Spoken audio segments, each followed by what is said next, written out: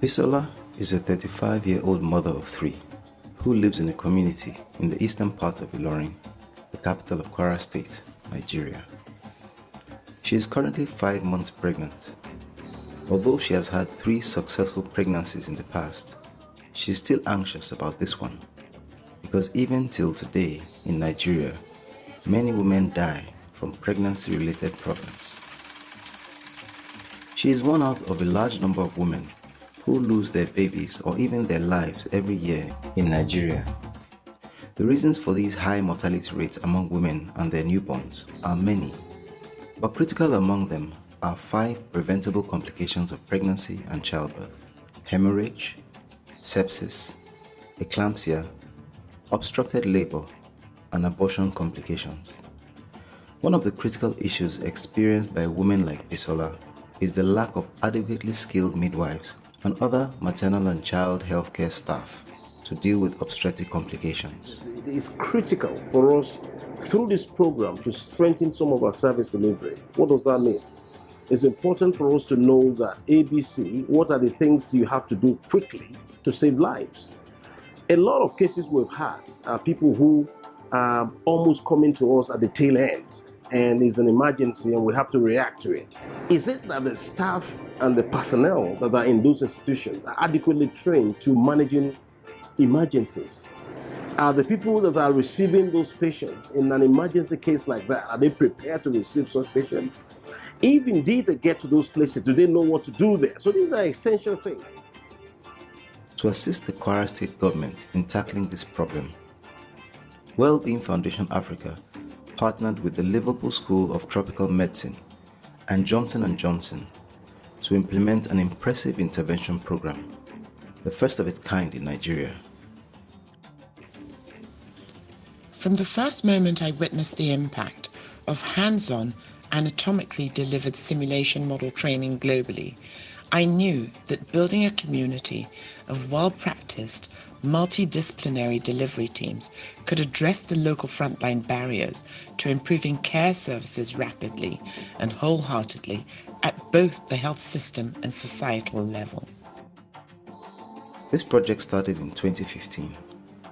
The aim of the project was to improve the availability and quality of maternal and neonatal health services in Kwara State by building the capacities of healthcare workers in basic and comprehensive emergency obstetrics and newborn care.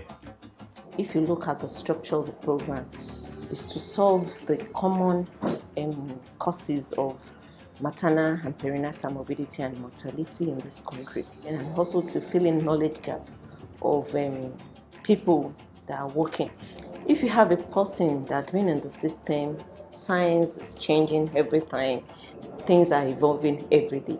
So you have to be skillful, you have to know how to do the right thing before you can actually have a good result. So that's what the program actually brought in.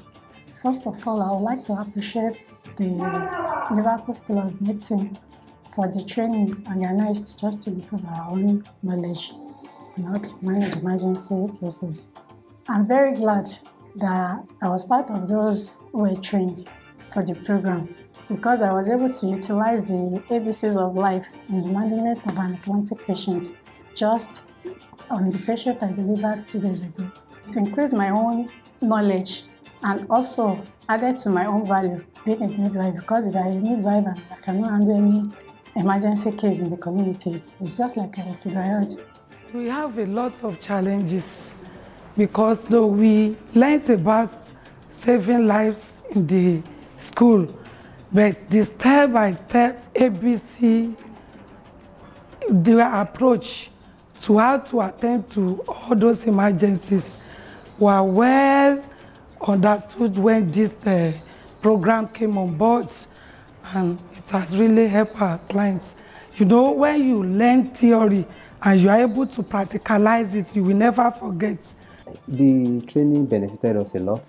It increases our knowledge and experiences of we the doctors, nurses, especially our midwifery in this facility, and especially it helps us in managing complications concerning maternal and child health emergency in this facility.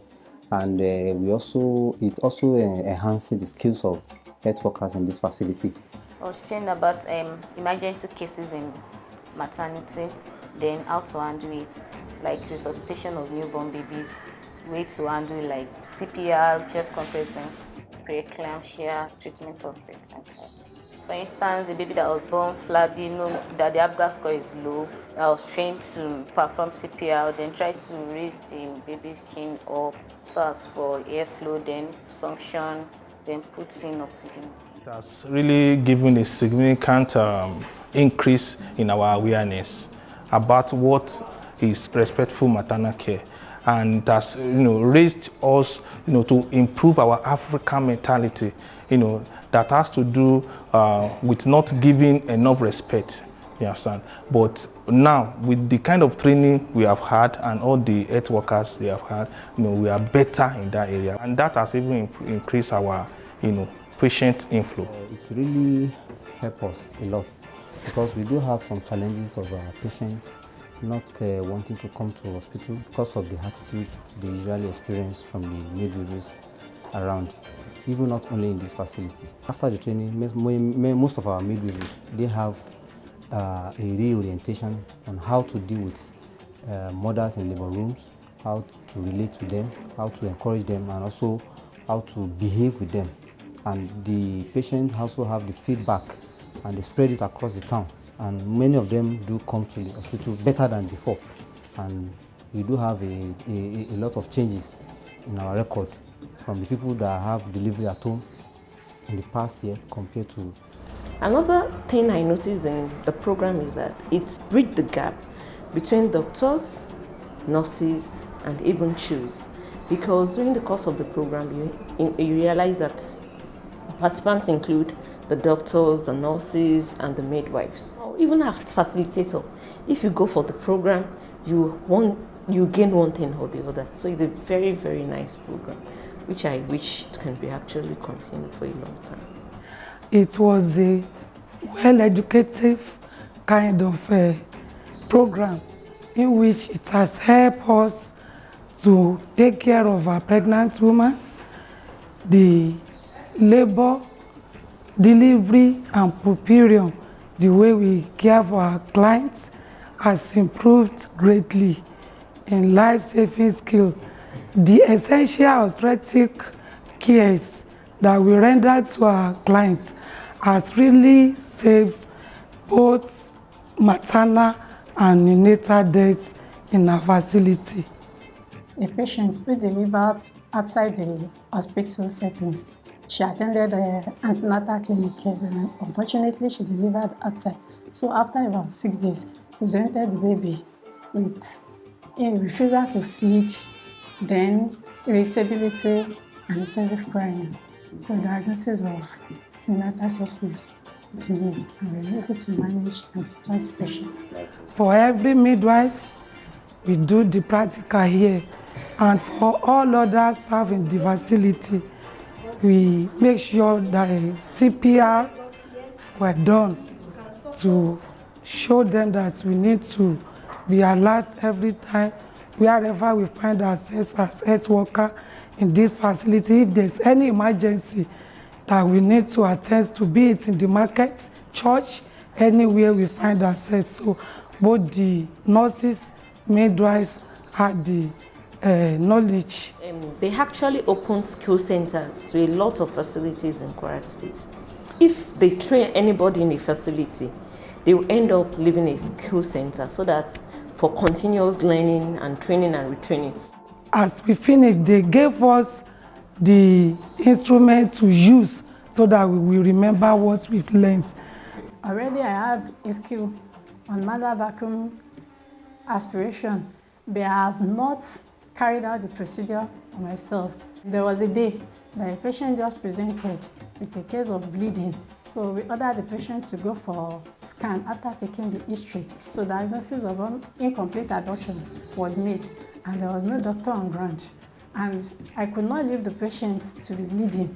So I had to take the courage and carry out the procedure, and it was successful. The patient was discharged, and the patient came for follow-up. Then there is something that we don't do in this side of the world. We call it preparing for emergency, so that you create a scenario as if it's an emergency situation, so that if you have the real thing coming, that's not the time you'll be shouting. You know who to do what, when to do what, and how to do what. Ìdánilẹ́kọ̀ọ́ yẹn ó jẹ́ nǹkan tó ran àwa òṣìṣẹ́ lọ́wọ́ lọ́pọ̀lọpọ̀, ó sì ran iléeṣẹ́ wa náà lọ́wọ́ nítorí pé gbogbo nǹkan tí wọ́n kọ́ wa nígbà yẹn àwọn nǹkan kọ̀ọ̀kan tí a kì í ṣe tẹ́lẹ̀ tó jẹ́ pé a máa ń refer àwọn patient lọ sí secondary level. Àwọn irú nǹkan báyẹn ó ti wà tá a ti ń rí ṣe bí àpẹẹrẹ àbí àwọn èèyàn bá ní threatening abortion a máa ń sábà ń sáré refer wọn ni, but lẹ́yìn ìgbà tí wọ́n kọ́ wa yẹn a come across irú ẹ̀ tó jẹ́ pé with the assistance of a doctor here nígbà yẹn a ṣe manual evacuation fún ẹni yẹn. Emergency care fún àwọn ọmọdé náà wọ́n tún kọ́ wa lórí ìyẹn náà ju bí a ṣe mọ̀ tẹ́lẹ̀ lọ. So a mọ̀ pé bí ọmọ bá ti dáyé nígbàrà báyìí nísìn pé ká keep ẹ̀ warm ní kíákíá, ká clean ẹ̀ ojú ẹ̀, ká sì rí pé a maintain airways ẹ̀. Ètò bá tiẹ̀ jẹ́ pé bóyá ọmọ yẹn wà somehow bóyá wà asphyxiated tàbí tó ṣáà ní complication bóyá kò respond dáadáa, àmọ́ bá a ṣe lè resuscitate ẹ̀ with the use of ambu bag and mask. A tún lo pathograph, ó wà lára àwọn nǹkan tí wọ́n kọ́ wa, a kì í lò yẹn tẹ́lẹ̀ dó wọ́n kọ́ wa níléèwé ṣùgbọ́n a kì í lò lẹ́yìn ìgbà tí wọ́n kọ́ wa a ti bẹ̀rẹ̀ sí ní lò gbà tá a bá ní àwọn labour case. We used to have a maternal diet audit, but since we've started this program, it has reduced. We don't have many of it like before. It has helped to save mothers and baby. Since I've resumed here and after I've had my step-down training like 8 months ago, we've not recorded any woman's death during delivery or even after. As we conclude the 5th year of this pioneering introduction in Kwara State, we now have convincing proof of a concept beyond suitable for whole nation deployment. The results are clear. We've recorded a 38% reduction in facility stillbirth rate since 2015, and we know that the improvements and upskilling in Kwara can, must, and will inspire change across the country.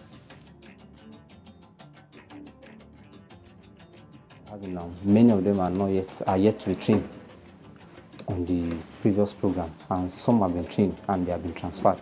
So even though those that will step down the program to have also been transferred. So we are having new members, new staff in the facility, and we're happy if they can also undergo the training and benefit from the training. Challenges díẹ̀ tá a ní òun ni bẹ́ẹ̀ náà ṣe dé iléeṣẹ́ wa yìí, ẹ̀yin gan fúnra yín ẹ̀ ti rí i pé iléeṣẹ́ wa yìí ó bù wá kù, kò bójúmu tó, ìta rẹ̀ kò bójúmu tó, inú ilé náà kò bójúmu tó, àwọn àdán yẹn wá lẹ́nu, then àwọn roof míì ti já, kò wà conducive enough fún wa, then àwọn nǹkan míì tá a sì tún fẹ́ kí àjọ yìí ṣe fún wa òun náà ní irú ẹ̀kọ́ báyìí a fẹ́ kí wọ́n sì tún mọ́ gbé wá sí nítorí pé ó update wa. Please to continue with the training so that more health workers will be trained, and training more health workers will also reduce the maternal mortality and the neonatal mortality rate in the country. For women like Bisola, the success of the IMONG project means there is hope that pregnancy and childbirth no longer have to be plagued with fear and trepidation, but rather the joy of expecting new life.